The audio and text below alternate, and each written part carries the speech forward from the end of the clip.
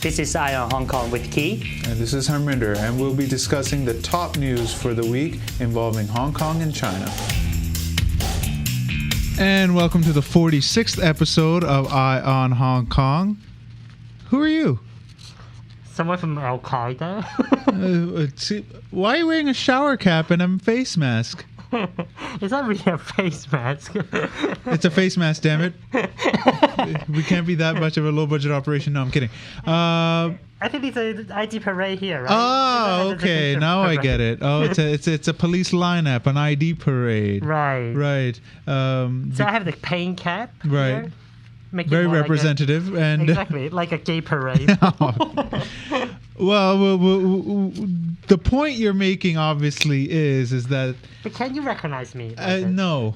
Well, maybe with the pink shower, but no, I'm kidding. The point of that is. The point of that is that it's quite difficult to identify someone if you have your hair covered and with your face covered with the face mask and the shower cap. But the new police chief, Stephen Lowe, said that is perfectly acceptable. Actually, as is quite right. In some circumstances, we do have shower cap or the face mask during the if you were pulled out of the shower by the cops, maybe. But other than that. Or someone attacking someone with the shower cap. Or if you were attacked in the shower. Probably. Yeah. Like these bathhouses. Yeah. Yeah, but we don't have them in this city, so I don't think we have to worry about that. Yeah. Yeah, even the gyms have individual stalls here. So we learn something at least every week about our rights. Yeah. Right. You have the right to not be caught. By wearing the shower cap? Yeah, and I mean, what's the point of a freaking police lineup if everybody can? I mean, everybody could just come in wearing like, a Wookiee costume from Star Wars. No, the thing is that about the shower cap is that you can have your facial features stand out to for the person who to doing the identification parade to just strip off some very distinguished or biased kind of hairstyle, because some people people do have. So if you got blonde hair and tattoos and people do have this kind of bias still in Hong Kong, right? Well, you can't just say he's got blonde hair, so he must be a criminal. It has to be he had blonde hair plus all these other features. We are not discriminating against the Scandinavian race here. No, but I'm not saying just because you have blonde hair. I'm talking about the typical Monk style blonde hair, right? Okay. See? But if I'm in an ID parade and somebody says, was that the suspect that was there? And say, well, he has blonde hair, so it must be that guy. But at the same time, probably someone who actually attacks someone with the blonde hair, and then when they're doing the ID parade, they will dye it to, black or brown or something. Yeah, it's ridiculous. So probably stripping off some characteristic or some changeable characteristic of some person in the ID parade. Okay, so if the ID parade protocols need to be changed, how can that be done? Well, you're asking me. Well, you're the Mr. Law here. You should know this. Would it have to be initiated by the government, or could the police do it themselves? Have to be initiated by the government, which means by the police. They have to, change the rules. At the same time, I mean, the serious part about this ID parade was that not only they have this shower cap, but also the face mask. Because it's actually basically. I'm telling you, Star Wars Wookiee costumes. That's all you need. All of them to look like a Wookiee. Yeah, exactly. It's like you only can identify that person's eyes, and don't you remember that during that incident, and none of the police wearing facial that face mask. Yeah. And none of the police wearing any cap at that time. Yeah. Where we see from the video of TVB. Right. Then why do they wear the shower cap and the face mask? Well, again, we forgot to say why this incident took place. It was because Ken Jeong, a former guest of ours who was beaten by the police, went to an ID parade and they all wore shower caps and face masks, right? Right. And he's like, what is this? And the police's rebuttal is, one, it's their right to do it. It's to protect their rights or whatever that means. And the other reason was that that because pro-democracy people who were arrested during Occupy were non-cooperative, so the police have the right to be non-cooperative as well. Well, Are we really getting to that point? That people against the police and police against the people. Yeah. Seems that is that they're trying to create that kind of atmosphere. It's in Hong kind Kong of as well. Childish, don't you think? I have to take it off. No, you look beautiful that way. Thank you very much. Yeah. I take it as a compliment. That should be your gimmick. Wherever you go around the city, just wear a shower cap. Pink shower cap. It's my new style. I like it. It's trendy now. Wear a shower cap outdoors. Just a bit stuffy. It was just raining a few minutes ago. That would have been perfect. I'm not going to wear that during the show. I tried. You know what the new trendy hairstyle is going to be for the coming year, right? I thought it's the all back hairstyle. No, it's now it's going to be gray. Gray is going to be the new trendy hair color this year. So I'm way ahead of the curve. Because you have gray hair. I'm way ahead of the curve. It was in the papers, damn it. So I'm going to take whatever I can and just say, no, I'm not old. I'm just trendy. We have the new police chief, Stephen Lowe, sworn in. And the class rep. Why don't you explain to the audience what it means, the class rep? Because the pro-establishment, I think it's almost government mouthpiece newspaper, Singtao Daily, and they published this bio of this new police first man, and then they have this introduction saying that he was in the high school and primary school. He been appointed as the class rep, and it's showing that he has great leadership. So, I was deputy mayor of student council. Doesn't that count? Does that mean no, it doesn't count because it's not the class rep. Have you been a class rep before? No. So you have no leadership. I think we had those in high school. No, you have no leadership. I have been the class rep, the head boy, so I have great leadership. Oh, you have great leadership. I'm going to put it in my CV, and I think that should be the first thing you write in your CV. Yeah. In your cover letter. I was the class rep. Just one sentence. Right in the executive summary. Yeah, there you go. Right. That's it.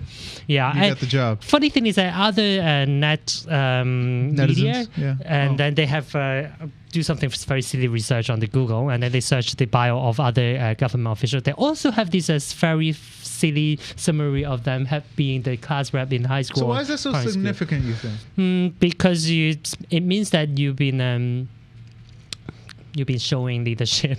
Leadership skills? Yeah. In your class? Or you know But who is that impressing, you think?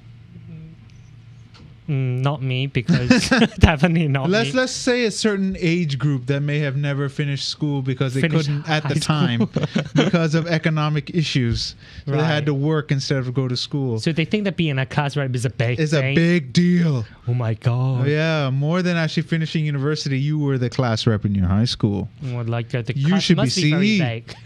Yeah. It must be like 100 people. Exactly. Class rep. Chief executive must be the same job. Yeah. Same thing. And also some of these because the new police first man he was from this famous posh school, and then they say in this introduction saying that he was appointed, but the students in this posh school actually saying that they never appointing the class rep, they actually do the election. I want to make one correction. We said that was the Ken Jeong incident that happened with the shower cap and the face mask. Is actually the TVB reporter assault. Oh right. Mistake. Yeah. Ken Jeong's police lineup had them looking down, not looking at the mirror. I mean, straight ahead and stuff. The TVB reporters who were attacked, and plenty of photos online to show who did it. Yes. They were the ones that said that when they went in, they were wearing face masks and shower caps. So just wanted to correct that. All right, we'll move on to the big controversy this week. Oh, God. This is the feature item of the week. Yes, there's shower cap. Yeah. So anyone who likes this clock here. Yeah, and anyone who likes to have this shower cap, please send us an email and send us a donation on it. We could use the money. Okay, so this week the big controversy. Well, last week and a half ago, but it kind of blew up more after the weekend.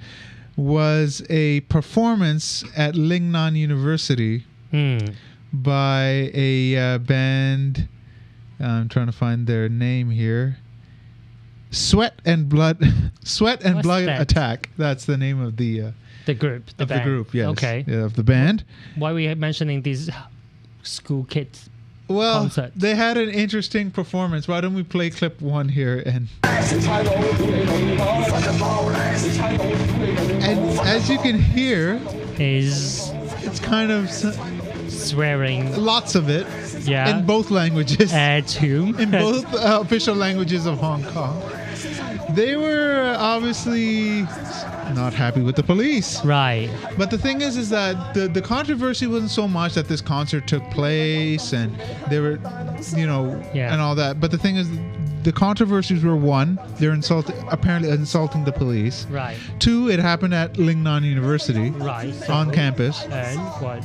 And it's very rude and crude and all this stuff, And so. Well, there you go. But then we had City Forum.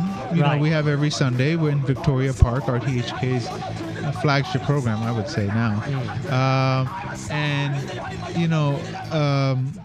They were talking about this incident, and it was between the ex-Law Society chief Junius Ho, Ho Guan Yu, right? And let's see, it was against Lingnan University student Lau Chun Lam, right?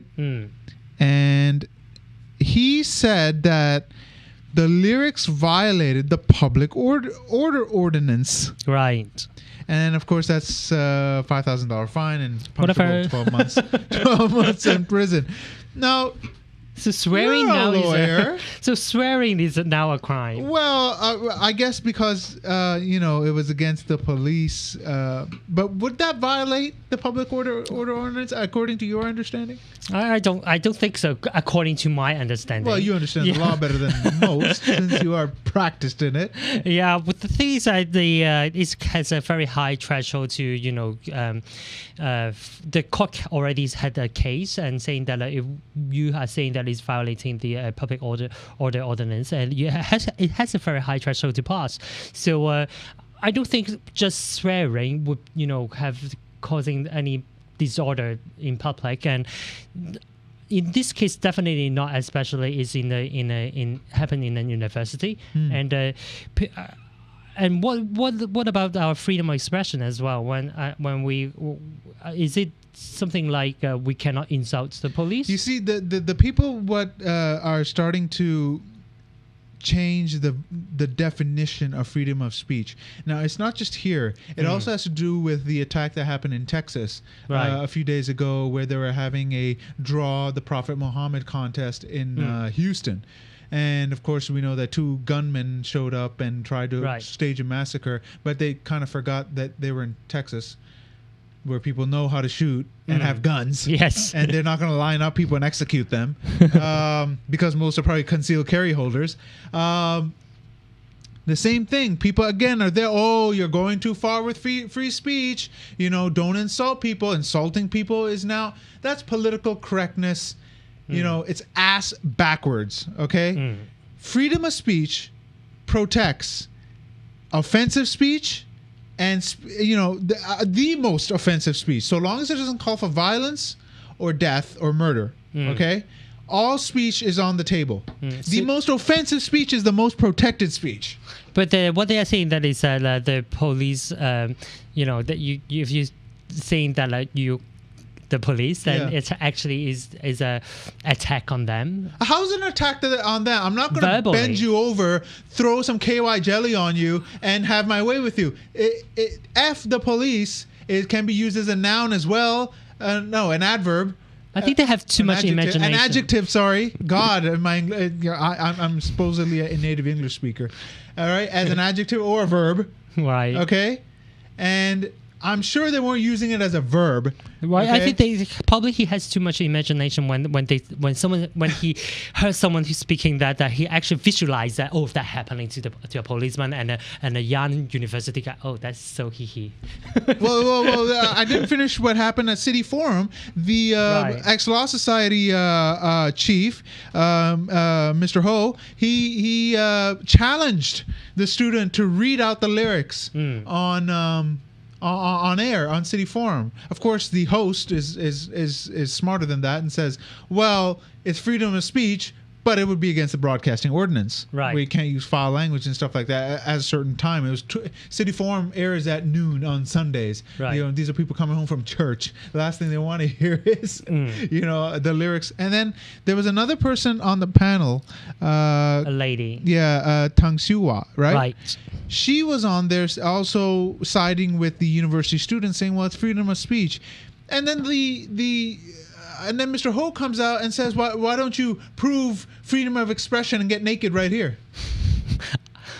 Suddenly what? They want if you table dance, suddenly that's freedom of expression? No, not really. I think first is that I'm not a feminist, but I think it's quite an insult for a lady and then asking her to strip in the public to prove some point. And obviously what she said is just to support the student because they have the right to express their view in the university. And then now suddenly asking her to strip, I think is quite an insult to her. That's insulting, and so are the newspaper columnists, especially the newspaper columnists who are at least 50 or older, who are just saying this is offensive, this shouldn't be allowed, blah, blah, blah, blah, blah. Right. Well, sorry. Freedom of speech does not just mean speech that is acceptable. You see? It also protects speech that the most protected speech is the speech that's not acceptable. That is freedom of speech. Right. You don't like it? Too bad. That's freedom of speech. I don't like half the stuff that I hear, but it doesn't mean I want them to be, you know, thrown in a hole. You got your speech, I got my speech. It's up to the people to accept what is acceptable or not. Yeah. So, but basically, what people saying about Mr. Ho about the Mr. Tan is not about the freedom of speech, but just the insult to the woman. And I mean, people can, you know, don't like his speech, then criticize what he said. But at the same time, do you think that he has the right to say strip to prove that there's freedom of expression? Well, she can. Again, we have laws on the books saying you can't have public nudity. That's a violation of an ordinance, I'm sure, right? He's saying do it that and on TV, so that'll be two violations of the broadcasting ordinance. Do you think that is also a discrimination against a woman as well? Strip, I don't know. Maybe because she said it. Yeah, that he pointed her out. He could have said it to him too. It's just like when you said that it also protects the most offensive speech, just like Mr. Ho. What he said is also very offensive. Then well, it was offensive. You know, to say why don't you prove it? Strip. Well, see, what I say is that it shouldn't be not just. We should have the right to insult people, but at the same time, we should also. We know that the freedom of speech have the limitation as well. Just like it comes down to just two things: calling for violence and death. I don't know what other limitations there are. I would also call the discrimination ordinance in this regard as well. Oh, what if you want to say racist stuff and if it's again, I to be honest, that's your freedom of speech. If you want to say racist stuff all day long, go ahead. Honestly. That is freedom of speech. But it is. What I'm saying that it's stupid, derogatory, and makes you look like an idiot. But it's your freedom of speech to do so. Why do you think they have like the KKK out there to let them say they're crap and the Black Panthers and stuff like that? I think it's in the discrimination ordinance they also have a very high threshold when you say something and then probably you will have a criminal liability or civil liability. Yeah, we need to be careful that we don't walk a fine line between political correctness, and freedom of speech. Right. Because right now around the world, especially in the West, political correctness is destroying freedom of speech. And we really have to be careful that we do not allow that to happen in this city as well. Because they're gonna mask political correctness in a way where you think it's not offending people, so don't say it, but it's really trumping free speech. I think so too. Yeah. All right, so let's move on from that. It was interesting. Decent performance, by the way. But, you know. There was also an NWA song of the same name. You know, you didn't see people going, well, I'm sure they were at the time when it was released because it was a big deal. But at the same time, just because I play that song next to a cop doesn't mean I actually want to do that as a verb. You know what I mean? It just means I'm angry at the police. How about asking that? Why are the youth singing this kind of song against the police? Nobody wants to ask that question first. Why are they so upset with the police? What have they done that is bringing this type of response? Well, of course, certain people said that the police can do no wrong. You cannot challenge them because they're the authority here. Yeah, so you don't want to hurt their feelings. Must not do so. And I said this in an earlier show. If you cannot, take you're a public official or a public officer. Exactly. You can't take a few words of abuse. No, they can't because they're too fragile inside. Poor little babies. Exactly. I said that before. And they are the authority.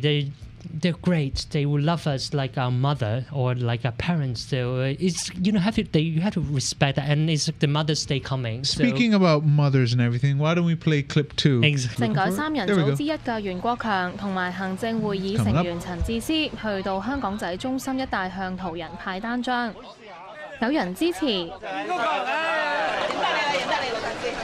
A political reform package. There's Rimsky-Yun, handing out handbills saying please support our crappy package. And here's Bernard Chen, EXCO member. He went into a restaurant to lobby public support, and he met this wonderful lady that's coming up. And this one said she will support it anyway. This lady. What's she saying, Keith? She's saying that what about if your grandparents are choosing your wife for you? And would that be okay? Yeah, would that be okay? And then Bernard Chan said that you have to get the confidence of the CCP. Mm-hmm.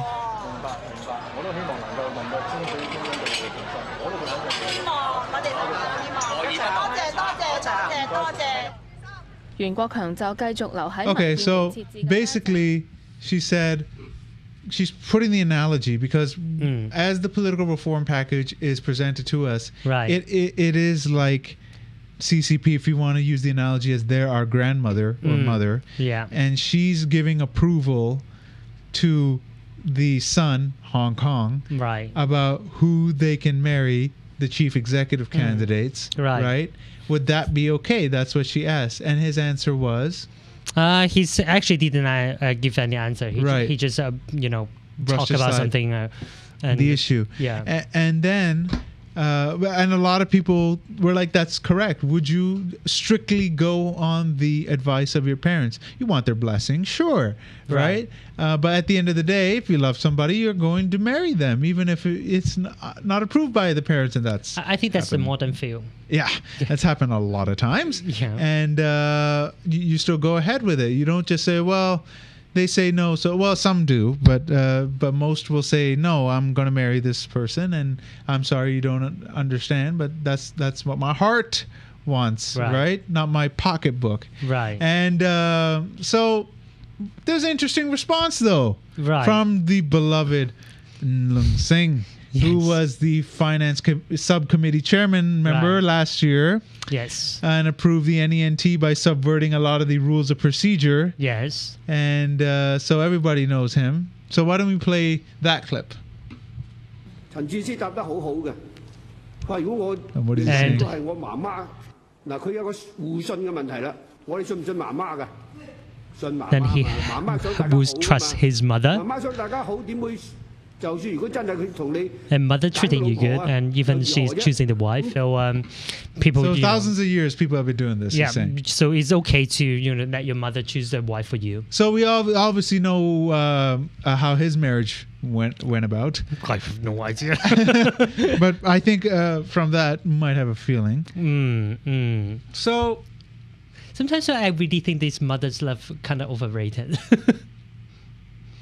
Well, no, and it's just that it's kind of silly to. We're in the 21st century, okay? Yes. Arranged marriages still happen in certain cultures, but overall, in Hong Kong culture, it's dead. Right. Right. People meet each other, date and. Yeah, use Tinder. Tinder. Jonathan, our last time he talked about that. Last week's guest mentioned that app. And what's the other one for Grindr? Grindr. Yeah, Tinder and Grindr. They use that, or the traditional way of maybe friends will set you up, or something like that. Sometimes when we not watch bars, those are one night stands. Sometimes I watch TV and then you see these Japanese or Korean. They still have this matching meeting arranged by the well, some do. Yeah, that still happens, but I still overall, find it quite bizarre. Well, overall. That's dying or dead in certain cultures. But would you agree that this analogy about mother and son or grandparents and grandson relationship in Hong Kong and China? You won't sell it to the younger generation, sorry. You just won't. Because they're like, what do you mean? You know, yes, of course you want your parents' approval and the other side's parents' approval, right. Of course.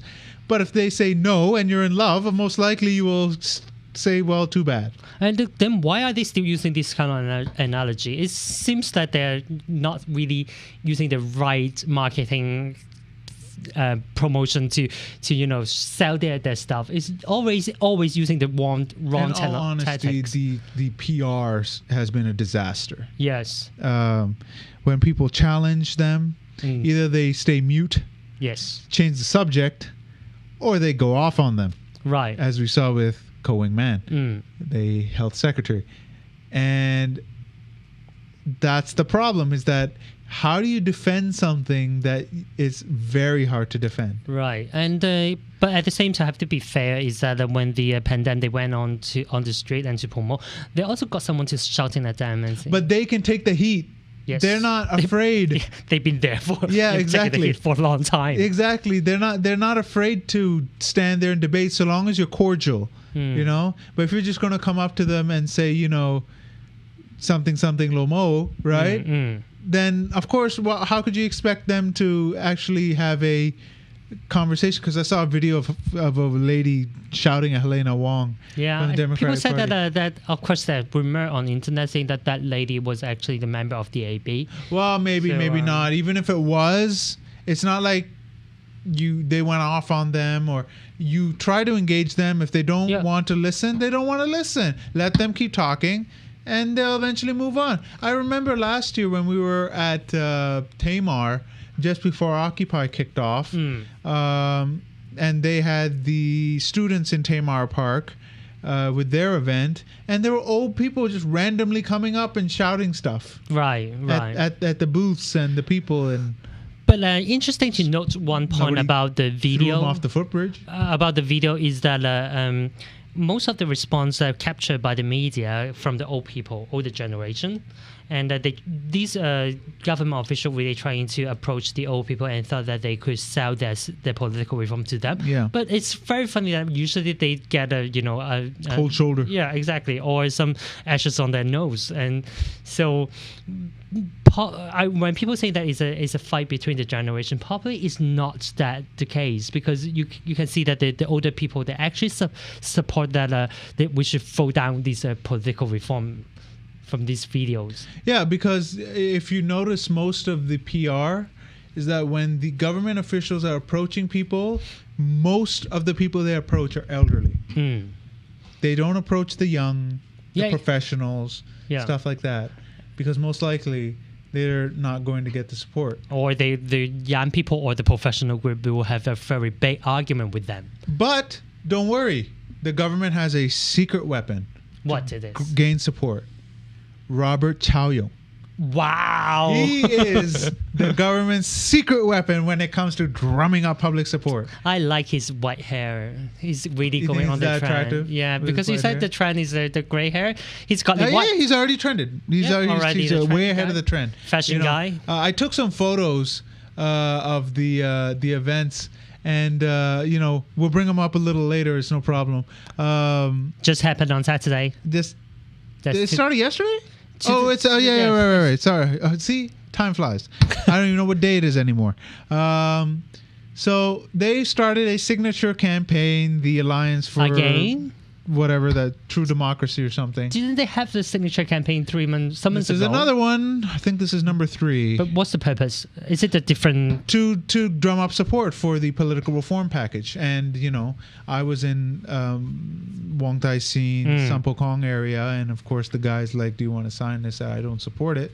and just kept walking, and that's fine. But what's the requirement? It seems like they're on every street. I mean, it's amazing how they can get people mobilized so fast, and get the professional stuff all printed up. And money talks. Money talks and BS walks, right? But what about the requirement for joining this signature? You can't really just ask everyone to sign, right? Yeah. So we'll look at some of these pics here that I took earlier today, and here's one that I took. There's the banners that are all over there, and you can see them sitting at the table near the MTR station. Right. So that's what's been going on since today. And looking at their clipboard, I didn't see like a crazy amount of signatures, but some people are signing it. Of course, you could sign Elvis Presley and put down that's what they did last time as 44469 or something like that. I'm going to sign, I want real democracy. Of course, they'll say they'll check that and erase it or dump it or something. And you don't have to really be a citizen. Anybody can sign. They'll get domestic helpers to sign. Stuff like that. What's funny, actually? At the same time, they were having a charity drive by Oxfam. Right. Give her a little money and you get a little bag of rice. Yeah. For a moment, I thought they were the ones handing out the bags of rice. I'm like, I got to take a photo. Oh, it's Oxfam. Okay, that's okay. That's all right. So apart from having this signature campaign, and Robert Chow also have this new media launch last week. There's Hong Kong G. Right, he started a new online news organization. They claiming to be neutral. Oh yeah. And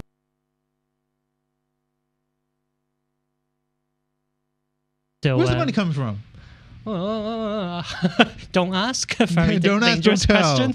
And and then of course netizens immediately have a very quick response to that, and because Hong Kong G sounds like peg in Hong Kong. Yeah. In Cantonese, so it's Hong Kong peg. All right, so we'll come back for the second half and continue with the news stories of the week.